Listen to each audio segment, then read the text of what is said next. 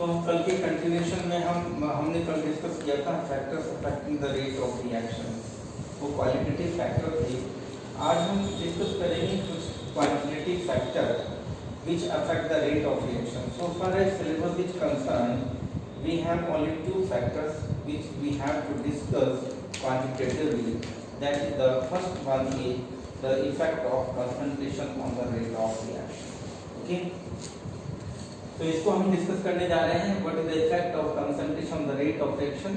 इसको हम डिस्कस करेंगे in terms of order of reaction, in terms of order of reaction. देखिएगा, हम कंसीडर कर लेते हैं एक रिएक्शन, लेट अस से A plus B, it gives the product. So rate of this reaction according to law of mass action, अगर आपको याद हो +1 का, rate of reaction is directly proportional to molar concentration of reactant A। यहाँ आपने reactant show किया है, R is directly proportional to molar concentration of reactant B। Okay, या हम इसको ऐसे कह दें, R is equal to K molar concentration of A। इस तरह से इसको R equal to K molar concentration of B। Okay, let us consider one more reaction. Let us say reaction is AA BB। अब हमने इस तरह से लिया, it gives the product. Okay, product या प्रोडक्ट्स। तो देखिए, अब इसको हम कैसे लिखेंगे according to law of mass action. हम law of mass action apply कर रहे हैं। According to law of mass action, R is directly proportional के बजाय मैं आप लिख लेता हूं, वैसे तो रूल ये है कि R is directly proportional to molar concentration of A, as already I told you that. यहां पे कहते हैं R is equal to K molar concentration of A raised to power small a। आपको याद होगा लॉ ऑफ मास एक्शन क्या था, rate of reaction is directly proportional to molar concentration of reactant and each reactant raised to the power equal to their stoichiometric coefficients.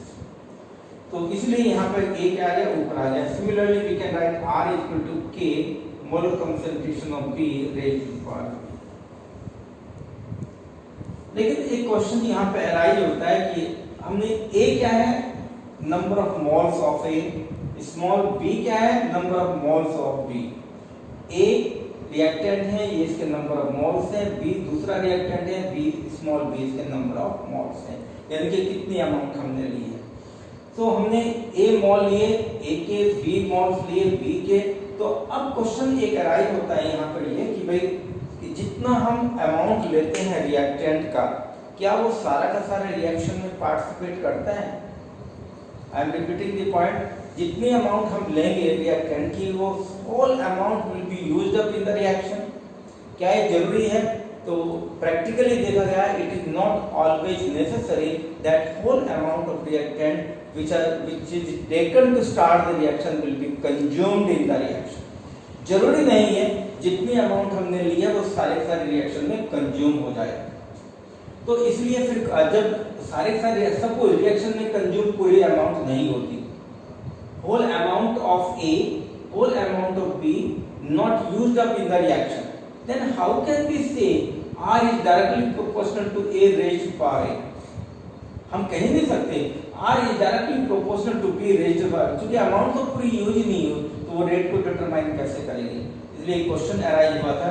फिर एक next term I, order of reaction. ये कहा गया कि मान लेते हैं, कंसीडर कर लें एक इसी रिएक्शन को, फिर कंसीडर करें, late us consider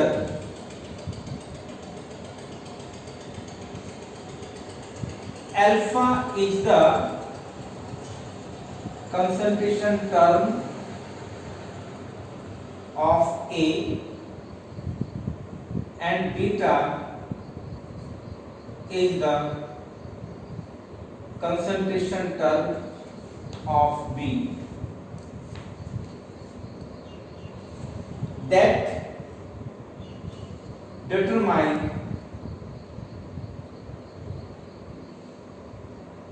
that determine or reaction rate of reaction, I'm sorry, that determine rate of reaction.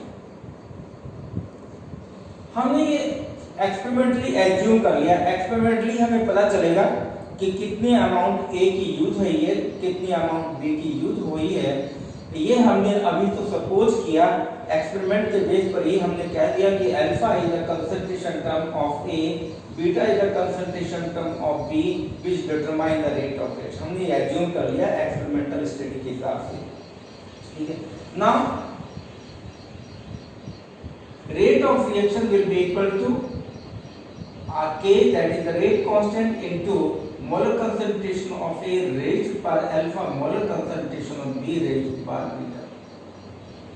जो rate of reaction है वो molar concentration of A raised by alpha and molar concentration B raised by beta इसके directly proportional होगी। क्यों? क्योंकि amount जो use हुई है एक रिएक्टेंट की वो अल्फा अमाउंट यूज हुई है, बी की बीटा अमाउंट यूज हुई है, इसलिए रेट ऑफ रिएक्शन इन पर डिपेंड करेगा। तो नेक्स्ट हम ये कह सकते हैं कि जो अल्फा और बीटा की जो भी वैल्यू आती है that is the order of reaction. इसका मतलब ऑर्डर ऑफ रिएक्शन क्या हुआ? Order of reaction is the sum of the concentration terms, is the sum of the concentration terms of all the reactants which determine the rate of reaction। क्या मैं define कर रहा हूं कि order of reaction को कैसे define करेंगे? It is the sum of concentration terms of all the reactants which determine the rate of reaction। Okay, और ऑर्डर हमें पता कैसे चलेगा?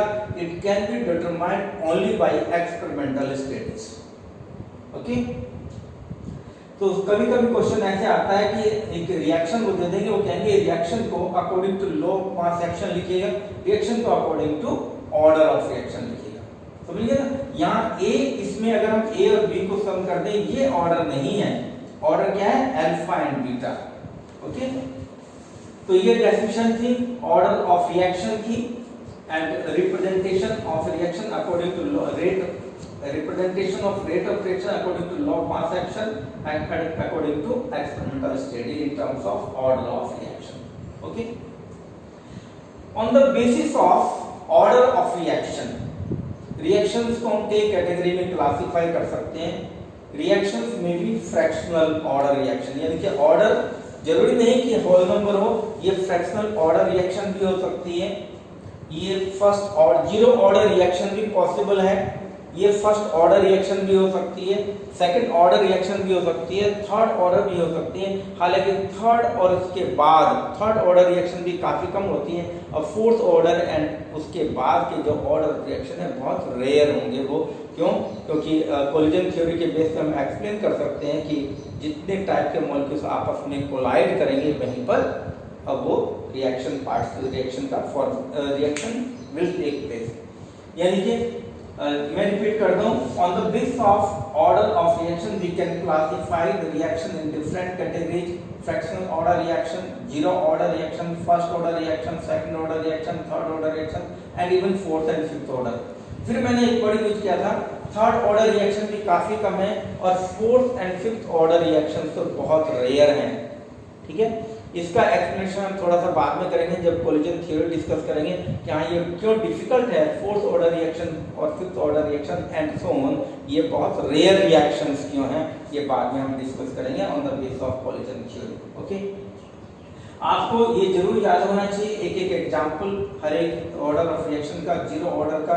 ज्यादातर जीरो ऑर्डर रिएक्शन किस कंडीशन में होती है? जब लार्ज अमाउंट ऑफ रिएक्टेंट लेते हैं। जैसे एक एग्जांपल लूं मैं यहाँ पे जीरो ऑर्डर रिएक्शन का एक एग्जांपल ले रहा हूँ, बाकी तो चीज याद करने वाली है। ये H2 गैस, हमने हाइड्रोजन गैस लिया इन एक्सेस एंड फिर इसको ट्रीट किया क्लोरीन गैस के साथ in excess and we get 2HCl gas in excess. Hydrogen gas in excess is treated with chlorine gas, we get the HCl in presence of light, hydrogen chloride gas बनती है। This is a zero order reaction। क्यों कह रहे हैं zero order reaction? Because concentration of H2 is zero, concentration of Cl2 is zero।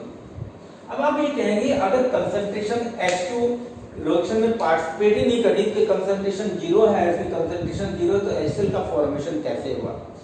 Practically ऐसा नहीं है जैसे हम कह रहे हैं।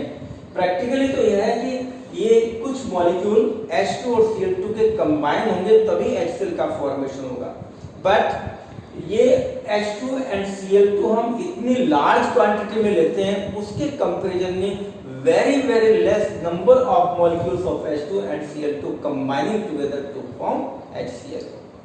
बहुत कम मॉलिक्यूल रिएक्शन में पार्टिसिपेट करते हैं, प्रोडक्ट का फॉर्मेशन होता है। तो जो अमाउंट रिएक्टेंट की पार्टिसिपेट कर रही है रिएक्शन में, तो वो नंबर काफी कम है किससे, जब ने स्टार्टिंग मटेरियल के कंपैरिजन में। स्टार्टिंग में बहुत ज्यादा अमाउंट ली थी, रिएक्शन करने वाले मॉलिक्यूल्स बहुत कम है, तो इसलिए हम कहते हैं कि जो रिएक्शन करने वाले मॉलिक्यूल बहुत कम है, यानी कि उनकी नेग्लिजिबल अमाउंट है। इसलिए हमने यहाँ पर मोलर कंसंट्रेशन ऑफ H2 की पावर को 0 रखा, सिमिलरली मोलर कंसंट्रेशन Cl2 की पावर को 0 रखा, तो ये 0 ऑर्डर रिएक्शन।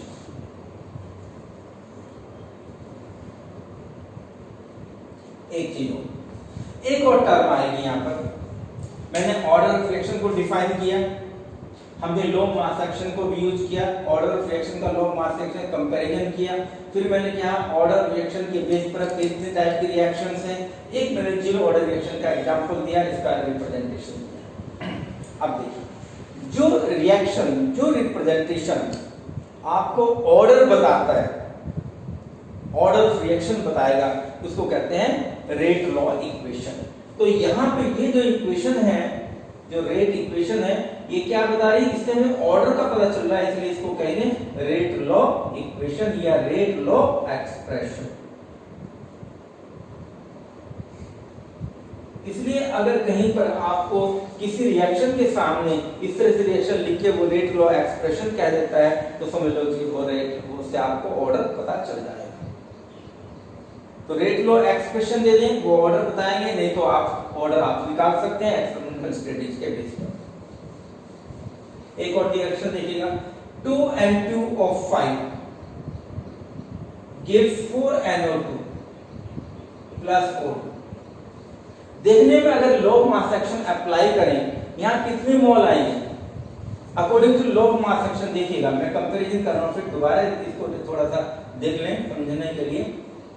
मैंने एक एग्जांपल है, according to log mass action क्या लिखोगे, R equal to K molar concentration of N2O5 raise to power 2, ये लिखोगे।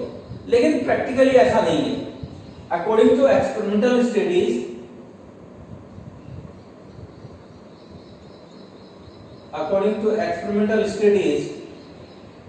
it was found order with respect to N2O5 is 1। एक ही रिएक्टेंट है यहाँ पर, with respect to N2O5 order is 1, so R is equal to K molar concentration of N2O5 raise to power 1 आएगा। 1 हम लिखते नहीं है इसलिए। तो ये हमें पता कैसे चला, यानी कि रिएक्शन के हिसाब से देखे थे 2 मोल्स यूज हो रहे हैं, लेकिन practically experimentally only 1 mole of N2O5 is being used because only one concentration term of the reactant determine the rate of reaction, that's why order of reaction is 1, it is first order reaction। okay, तो इसीलिए ये भी rate law expression. तो हम reaction को लिखकर, balance reaction लिखकर हम ये कह नहीं सकते उसका ऑर्डर क्या होगा, ऑर्डर तो हम एक्सपेरिमेंट से ही पता चलेगा, वैसे नहीं हमें पता चल सकता। Okay, so rate law expression की बात होगी।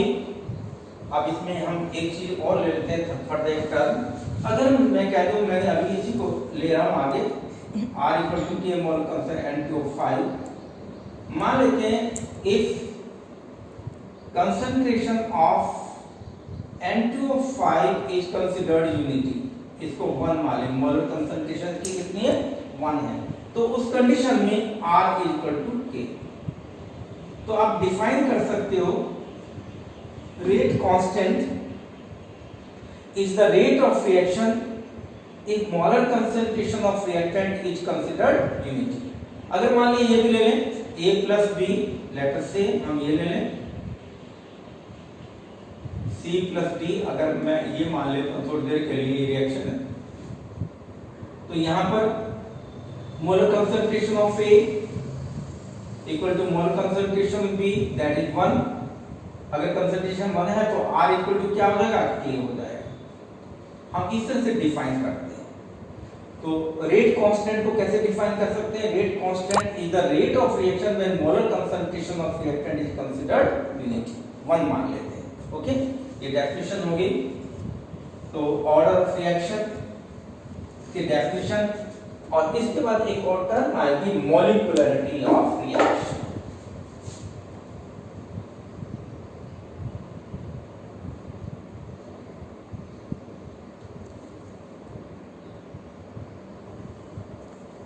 नेक्स्ट इसमें टॉपिक आएगा, काफी कुछ इसी से सिमिलरिटी होगी, मॉलिक्यूलरिटी ऑफ रिएक्शन। ये हम नेक्स्ट डे डिस्कस करेंगे, कल डिस्कस करेंगे इसको।